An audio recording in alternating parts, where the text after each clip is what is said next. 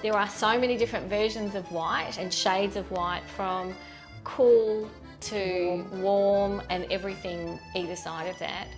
And that's why often, you know, it's worth its weight in gold to actually engage someone who can look at this and look at this space and understand what's going on, and then say, okay, I would use this shade of white, and then we're going to do this kind of colour with it, and then we're going to do this with it.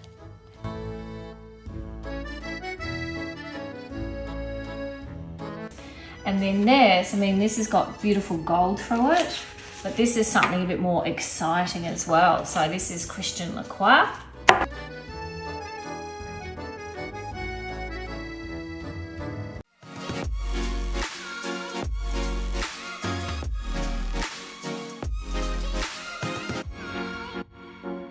This year, for International Women's Day, we at Learn with Samita are very privileged to have someone very special with us. Tony from Tony & Co, founder of Tony & Co based in Melbourne. Tony is an interior designer and a stylist. But you know what? I'll stop talking, stop babbling, and I'll ask Tony to tell us a little more about Tony & Co.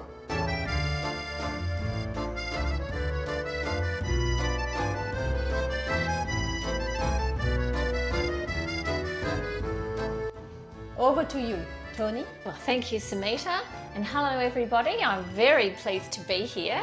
I feel very privileged to be on Learn with Samita. Yes, Tony, founder of Tony & Co. I am a designer and stylist. My background is 25 years as an advertising producer. So producing advertising campaigns, still and video, and transitioned over the years into event management and design and styling and decorating, and now I do lots of varied projects in the space of design and decorating and styling.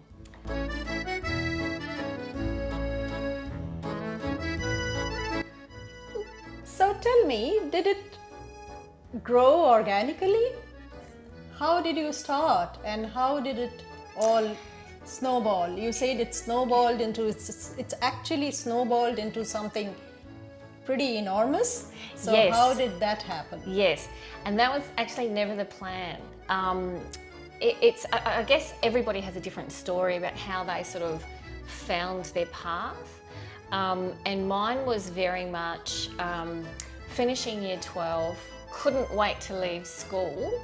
Not that I'm condoning that, I'm just saying that was my, that was my journey. I was a terrible student, and I would look out the window and daydream all the time. And so I sort of left school not thinking uni was ever an option. And so I'm a very visual learner and I'm a doer. So everything I've done has very much been self-taught. And I landed, well actually my first job was in a law firm, which is hilarious. Anybody that knows me must think, oh my goodness, back in the days when there were typewriters. So I sort of found myself in the advertising agency as a receptionist to begin with, and I sort of looked around and thought, look at all these amazing jobs here, but actually what I like is the producer's job, that person that organises everything, deals with the creative. I think I can do that. And so I chased that, and I chased that by volunteering and doing freebies and, you know, hounding people to give me work and learn about the job of a producer. And so I landed first as an audio producer in Adelaide and worked there a couple of years, which was an amazing job, but it didn't have the visual aspect. And so I moved on and then worked with various directors and photographers, producing shoots for them and casting people and styling them and, you know, doing the locations and all that sort of stuff. So all of those sorts of things added to the pool of these different skills that I could do. And then, yes, I sort of bounced around in the advertising industry. I worked in ad agencies, one of the biggest in the world actually, as a producer, and loved it. And 25 years later, I thought to myself, gosh, I feel like I'd produced and worked with many amazing people and brands, Country Road and Nike and all that sort of stuff.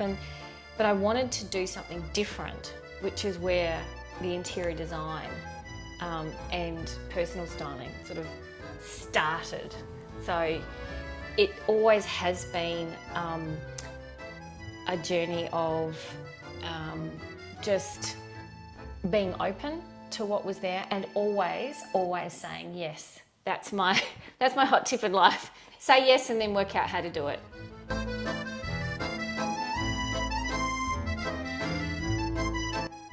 I am glad you have such a diverse work experience, because you were just talking about how we should combine the right and the left brain, pragmatism vis-a-vis creativity, and you combine both sides so well. So do you think as a designer, because most of us designers, we lose track of practicality, what would be your tip to someone who's wanting to get into something creative? At the same time, we need to understand that we have to have food on the table and a roof over our head. So your thoughts, please. Yes, well, I think that is so true, and I always, I've always, whether it's in the production area or design, I approach my work in a very practical way, in a almost a project management way for each project I do. So whether it's just sourcing some cushions and throws and a smaller job, or literally starting a new build and working with the architect and the builder, or doing personal styling, you have to have a plan, you have to have a budget and stick to a budget, because you can be the best, insert whatever you want there, but if you can't stick to the budget, or if you don't know what the plan is and you can't sort of work to a timeline, which is where production, being a producer, has really helped me sort of transfer those skills, you will lose track of it. So it's amazing to be creative, but you have to also bring yourself back to understand what the brief is, understand what the budget is. Very important. And understand how you are then going to achieve. And I always work backwards. And I think that's a really good way to do it, not keep it open-ended.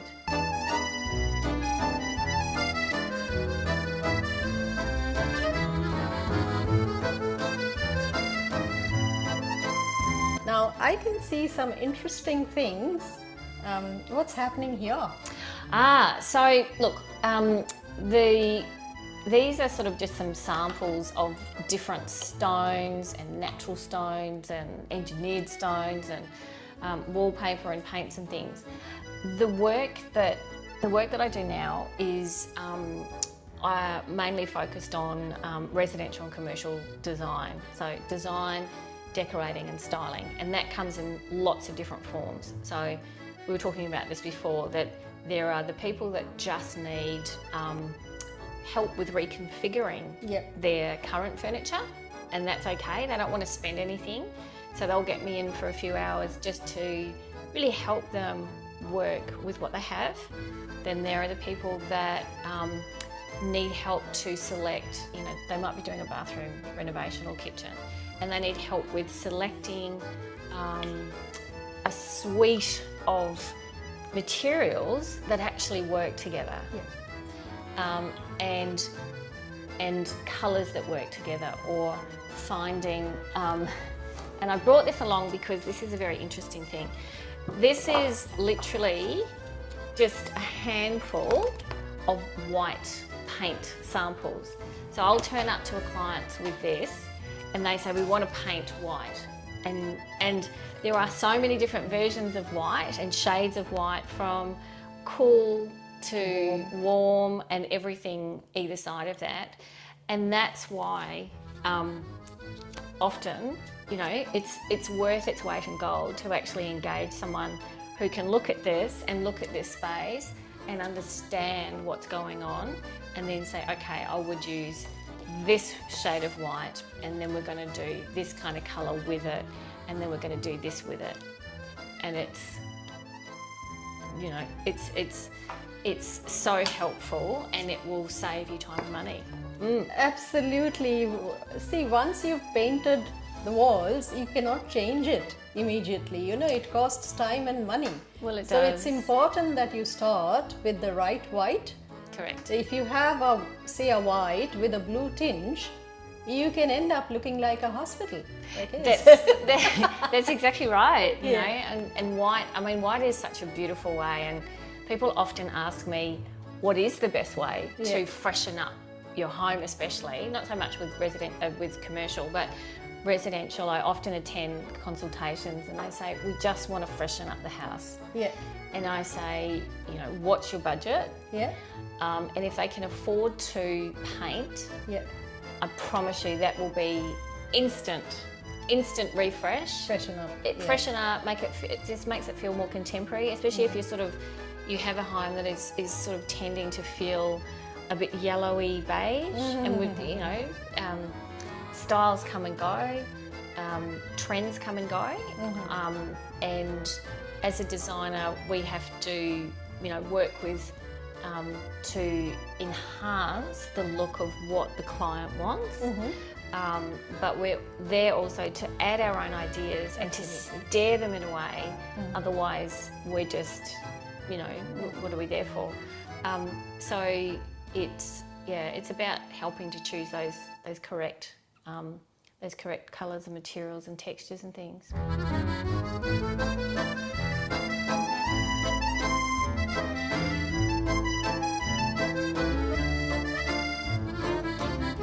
Now, Tony, the problem is, the moment I mention interior designer, my clients, my friends, my family, they'd say, oh, no, it's expensive. Would you hire an interior designer?